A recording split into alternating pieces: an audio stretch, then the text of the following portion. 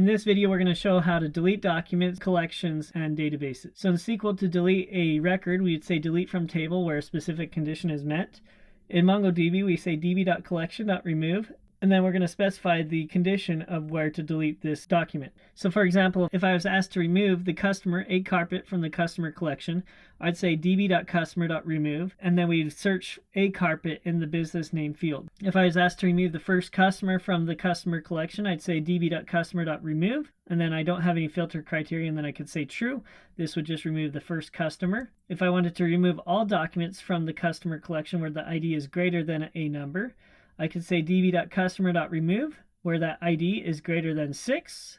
If I wanted to just remove all the documents from the customer collection, I could say db.customer.remove. So here we are back at the server, so I'm going to go ahead and run these. Let's look at the customer table first, and we can see that a carpet exists, so we'll go ahead and run this first query.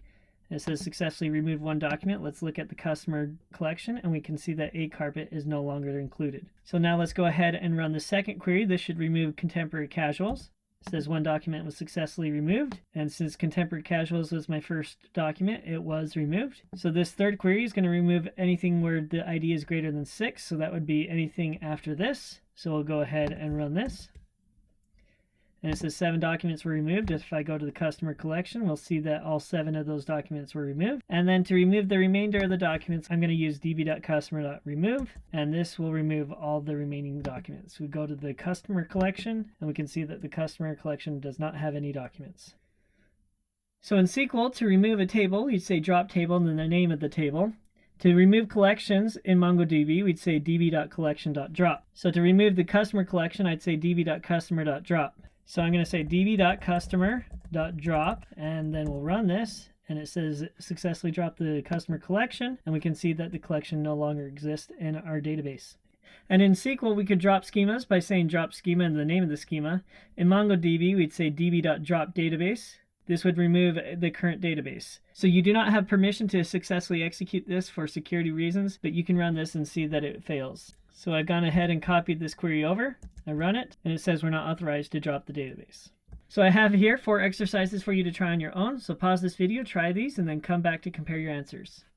Okay, so here we're back at the server. The first query asks us to remove the actor James Caan from the collection. So I'm going to say db.person.remove, and then the filter criteria, I'm going to search for the first name of James and the last name of Caan. And just to verify that he is indeed inside the person collection, we can see that James Caan is right here. So we'll go ahead and run this query, and it says one document has successfully been removed, and we go back and we don't see James Caan there anymore. So now we're asked to remove all the documents, so we'll say db.person.remove, and in parentheses we'll put curly brackets. I'll go ahead and run this, and it says 6 documents have successfully been removed.